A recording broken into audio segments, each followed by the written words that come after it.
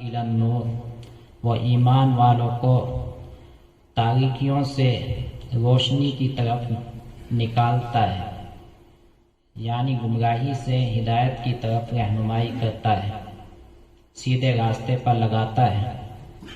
اللہ ہی ہے، اللہ کے سوا کوئی نہیں۔ اللہ تبارک و تعالی ہی اپنے بندوں کا کارساز ہے۔ اللہ تبارک و تعالی ہی اپنے بندوں پر مہربان ہے۔ جو اس حقیقت کو پہچان لیتے ہیں، جو اپنے دل سے اللہ تبارک و تعالی کو اپنا مان لیتے ہیں، تو پھر دنیا کے حالات، دنیا کے حوادث ان پر اثر انداز نہیں ہوتے۔ اللہ پر یقین اور ایمان ایسی قوی دولت ہے کہ اللہ تبارک و تعالی فرماتا ہے کہ اگر تمہارے پاس ایمان ہے، یقین ہے، تو پھر تم مت گھبراؤ اور نہ تم حوادث سے غمگین ہو، تمہیں ہی کامیابی ملے گی۔ وَلَا تَهِنُوا وَلَا تَحْزَنُوا وَأَنْتُمُ الْأَعْلَوْنَ إِن كُنتُم مُؤْمِنِينَ، کہ گھبراؤ مت، غمگین مت ہو۔ وَأَنْتُمُ الْأَعْلَوْنَ، تم ہی سر بلند رہو گے۔ سر بلند کا مطلب تمہیں ہی کامیابی ملے گی۔ شرط یہ ہے کہ ان کنتم مؤمنین، تم پکے یقین والے بن جاؤ، تم پکے سچے مومن بن جاؤ، ایمان تمہارا قوی بن جائے۔ جو بھی تمہاری زندگی کے اندر ہو رہا ہے، تم اس پر یقین کرنے والے بن جاؤ کہ اللہ تبارک و تعالی ہی کے حکم سے یہ سب کچھ ہو رہا ہے۔ اللہ تبارک و تعالی ہی نے ہمارے مقدر میں یہ فیصلے فرمائے ہیں۔ زندگی میں اچھا ہو رہا ہے تب بھی اللہ کے حکم سے، اور اگر کچھ غلط ہو رہا ہے بظاہر تو یہ بھی اللہ ہی کے حکم سے ہے۔ اسی کا نام تقدیر ہے۔ تقدیر پر ایمان لانا یہ فرض ہے۔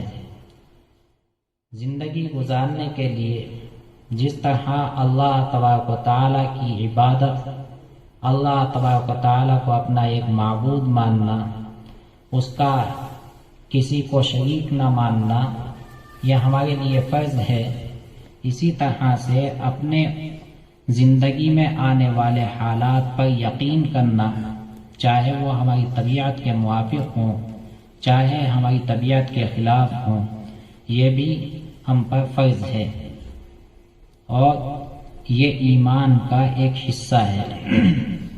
اللہ تبارک و تعالی نے ہمیں اس کا حکم دیا ہے۔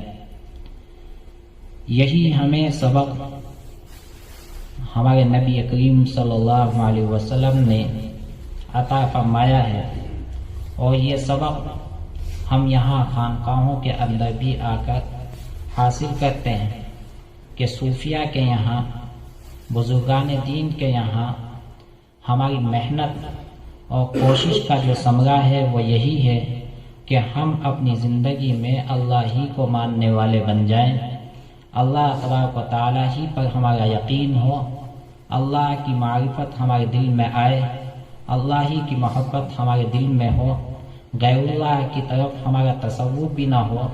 ہم جب بھی تصور میں ڈوبے ہوئے ہوں تو اللہ ہی کے تصور میں ڈوبے ہوئے ہوں، جیسا کہ حدیث جبرائیل کے اندر ذکر کیا گیا، جب حضرت جبرائیل علیہ السلام ہمارے آقا جناب محمد رسول اللہ صلی اللہ علیہ وسلم کی خدمت میں تشریف لائے تو بہت سے سوالات کیے۔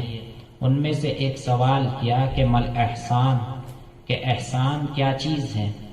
تو اللہ کے نبی صلی اللہ علیہ وسلم نے فرمایا کہ ان تعبد اللہ کأنک تراہ، کہ تم اللہ تبارک و تعالیٰ کی عبادت اس طرح سے کرو کہ تم اللہ کو دیکھ رہے ہو۔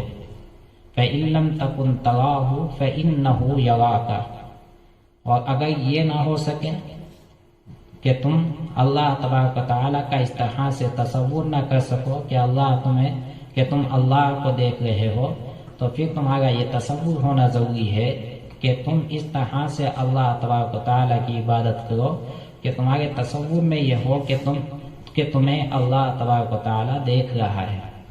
تو ہماری زندگی کا ہر لمحہ، ہماری زندگی کی ہر گھڑی اس طرح گزرے، کہ ہم اللہ تبارک و تعالیٰ کے تصور میں اس طرح سے ڈوبے ہوئے ہوں کہ اللہ تبارک و تعالیٰ ہمیں دیکھ رہا ہے۔